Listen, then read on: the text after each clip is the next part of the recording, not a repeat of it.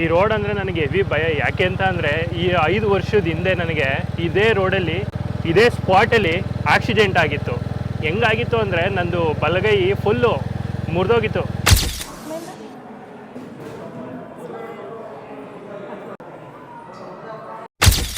ಎಲ್ಲರಿಗೂ ಮತ್ತೊಮ್ಮೆ ಹೊಸ ಬ್ಲಾಗ್ಗೆ ವೆಲ್ಕಮ್. ಸ್ನೇಹಿತರೆ, ಇವತ್ತು ನಾವು ವರಮಹಾಲಕ್ಷ್ಮಿ ಹಬ್ಬದ ದಿನ ಏನು ಅಕ್ಕಿ ಹಾಕಿರ್ತಾರಲ್ಲ, ಅಂದರೆ ಲಕ್ಷ್ಮೀ ಕುಂಡ್ಸೋಕ್ಕೆ ಕೆಳಗಡೆ ಅಕ್ಕಿ ಹಾಕಿರ್ತಾರಲ್ಲ, ಅಕ್ಕಿ ಕೊಡೋಣ ಅಂತ ನಮ್ಮ ರೇವಣ ಸಿದ್ದೇಶ್ವರ ಸ್ವಾಮಿ ಬೆಟ್ಟಕ್ಕೆ ಹೋಗ್ತಿದ್ದೀವಿ. ಹಾಗೆ ಅಲ್ಲಿಂದ ಕಬ್ಬಾಳ್ಗೆ ಹೋಗ್ತೀನಿ. ಬನ್ನಿ, ಆ ಜರ್ನಿಯನ್ನು ನಿಮಗೂ ಕೂಡ ತೋರಿಸ್ತೀನಿ. ಸ್ನೇಹಿತರೆ, ಈಗ ಮನೆಯಿಂದ ಹೊರಡೋಣ ಬನ್ನಿ. ಇವಾಗ ಅಮ್ಮ ಅಕ್ಕಿ ಕೊಡ್ತಾರೆ, ಅಕ್ಕಿ ಇಸ್ಕೊಂಡು ಹೋಗ್ತಾ ಇರೋದೆ. ಹಳೆ ಬ್ಲಾಗಲ್ಲಿ ನೋಡಿರ್ಬೋದು, ಇಲ್ಲೇ ಲಕ್ಷ್ಮಿ ಕೂಡಿಸಿದ್ದು, ಇಲ್ಲಿ ಅಕ್ಕಿ ಇದೆ. ಈಗ ಅಕ್ಕಿ ಎತ್ಕೊಂಡು ಹೋಗೋಣ ಅಷ್ಟೇ. ಮನೆಯಿಂದ ಹೋಗ್ತಾ ಇದ್ದೀನಿ, ಗಾಡೀಲಿ ಹೋಗ್ತೀನಿ. ಗಾಡಿಯೆಲ್ಲ ಏನು ಇಷ್ಟೊಂದು ಗಲೀಜಾಗಿದೆ, ಸ್ವಲ್ಪ ಒರೆಸೋಣ ಗಾಡಿನ.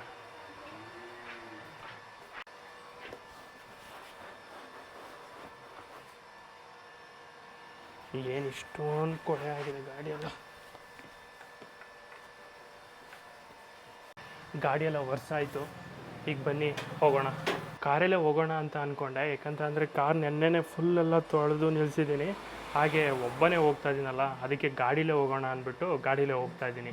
ನಮ್ಮ ಮನೆಯಿಂದ SRS ಹಿಲ್ಸು ಜಸ್ಟ್ ಒಂದು 2 ಕಿಲೋಮೀಟ್ರ್ ಆಗುತ್ತೆ ಅಷ್ಟೇ. ಈಗ ಜಸ್ಟ್ ದೇವಸ್ಥಾನದ ಹತ್ರ ಬಂದೆ, ಅಕ್ಕಿ ಕೊಟ್ಬಿಟ್ಟು ಬರೋಣ ಬನ್ನಿ. ಅಂದರೆ ನಮ್ಮ ಮನೆಯಿಂದ ಒಂದು 2-2.5 ಕಿಲೋಮೀಟ್ರ್ ಆಗುತ್ತಲ್ಲ, ಒಂದು 5 to 10 ಮಿನಿಟ್ಸ್ ಜರ್ನಿ ಅಷ್ಟೇ. ನಿಧಾನಕ್ಕೆ ಬಂದರೆ ಬನ್ನಿ, ಒಳಗಡೆ ಹೋಗೋಣ.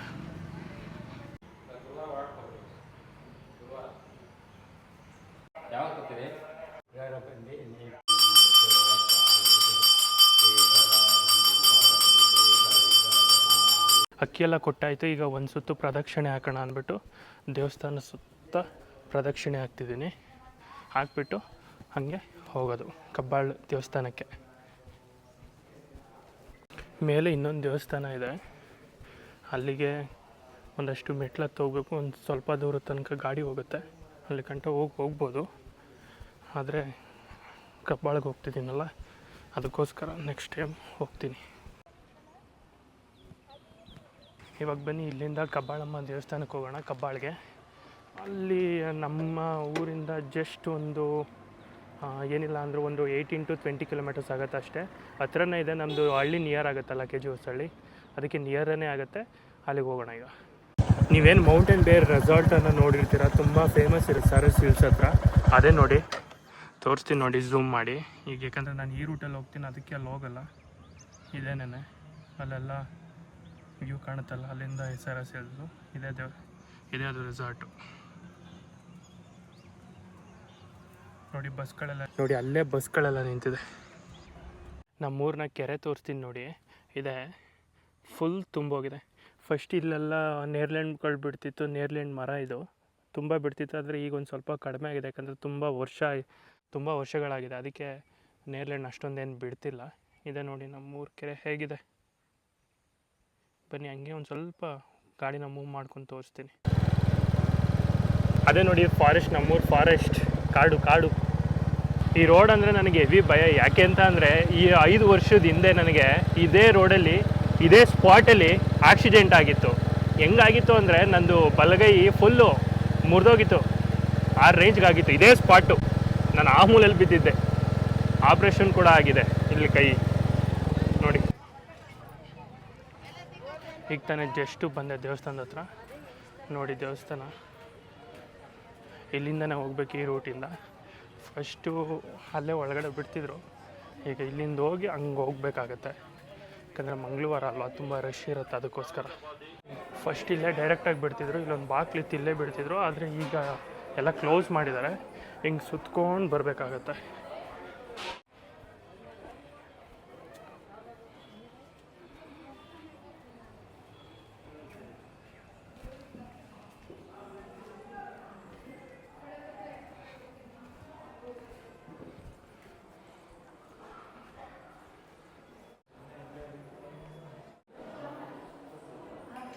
ಫಸ್ಟ್ ಇಷ್ಟೊಂದೆಲ್ಲ ಸುತ್ತೋ ಅವಶ್ಯಕತೆ ಇರ್ತಿರ್ಲಿಲ್ಲ.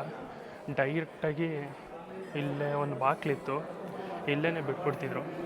ತೋರಿಸ್ತೀನಿ ರೀ ಅದೆಲ್ಲಿ ಅಂತ. ಇಲ್ಲಿ ಬರ್ತಿದ್ದೋ ಇಲ್ಲಿ ಇಲ್ಲಿಂದ ಬಂದು ಹಿಂಗೆ ಹೋಗ್ತಿದ್ದೋ. ಆದರೆ ಈಗ ಇಷ್ಟೊಂದು ಸುತ್ಕೊಂಡು ಬರಬೇಕಾಗತ್ತೆ. ಇವತ್ತು ಮಂಗಳವಾರ ಆಗಿದ್ರೂ ಕೂಡ ಅಷ್ಟೊಂದೇನು ಜನ ಇಲ್ಲ, ಬರೀ ಜಸ್ಟ್ ಒಂದು ಲೈನ್ ಇದೆ ಅಷ್ಟೇ.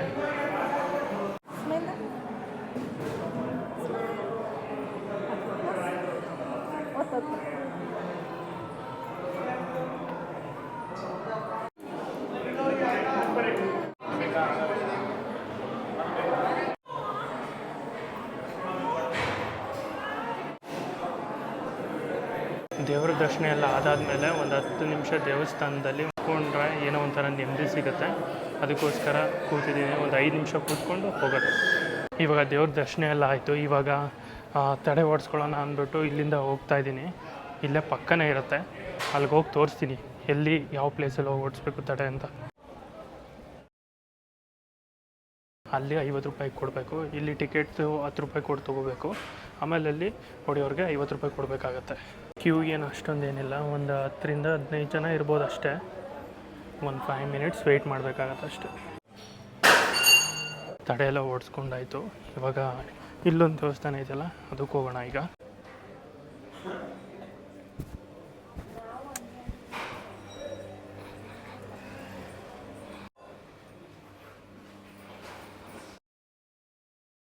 ದರ್ಶನ ಎಲ್ಲ ಮುಗೀತು. ಇವಾಗ ಮುಂದೆ ಕರ್ಪೂರ ಗಣಪತಿಲಿ ಪೂಜೆ ಮಾಡಿಬಿಟ್ಟು ಇಲ್ಲಿಂದ ಬಿಡೋದಷ್ಟೇ.